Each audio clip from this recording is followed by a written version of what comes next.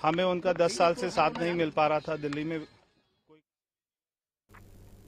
ఢిల్లీ ఎన్నికల ఫలితాల్లో బీజేపీ విజయంపై కేంద్ర మంత్రి బండి సంజయ్ స్పందించారు. ఢిల్లీ ప్రజలు చీపురుతో ఆమ్ ఆద్మీ పార్టీని ఊడ్చేశారన్నారు. ప్రజాస్వామ్యబద్దమైన పాలనను ఢిల్లీ ప్రజలు కోరుకున్నారని బండి సంజయ్ చెప్పుకొచ్చారు. అవినీతి, కుంభకోణాలు, జైలు పార్టీలు వద్దు అనుకున్నారని కీలక వ్యాఖ్యలు చేశారు. ఢిల్లీలో కాషాయ జెండా ఎగురుతుందని ముందు నుంచి ఊహించిందేనని చెప్పారు. మేధావి వర్గం అంతా తమ పార్టీకే ఓటు వేశారని, తెలంగాణలో కూడా అధికారంలోకి వస్తామని ధీమా వ్యక్తం చేశారు. రాష్ట్రంలో జరుగుతున్న 3 ఎమ్మెల్సీ స్థానాల్లో బీజేపీ విజయం సాధిస్తుందని బండి సంజయ్ చెప్పారు. రాష్ట్రంలోని మేధావి, ఉద్యోగ, ఉపాధ్యాయ వర్గాలు ఆలోచించి ఓటు వేయాలన్నారు. శాసనసభలో మీ సమస్యలపై ప్రశ్నించేది భాజపా ఒక్కటే అని బండి సంజయ్ అన్నారు.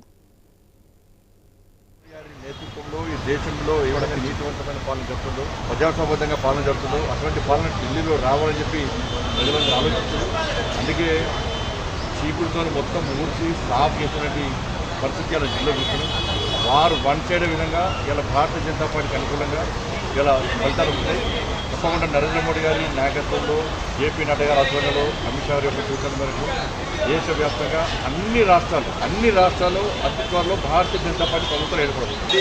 ఎమ్మెల్సీ ఎన్నికలు కూడా మాయ. ఇక్కడ కూడా మేధావి వర్గానికి అప్పీల్ చేస్తా ఉన్నా, ఉపాధ్యాయులకు అప్పీల్ చేస్తా ఉన్నా, నిరుద్యోగ యువతకు అప్పీల్ చేస్తా ఉన్నా. ఎమ్మెల్సీలో ప్రశ్నించేది భారతీయ జనతా పార్టీ. అధికార పార్టీకి ఓటేస్తే ప్రశ్నిస్తే సస్పెండ్ చేస్తారు పార్టీకి.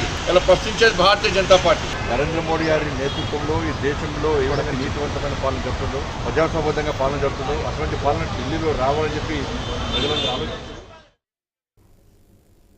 ఇండియా కూటమిపై జమ్మూ కాశ్మీర్ సీఎం ఓమర్ విమర్శలు గుప్పించారు.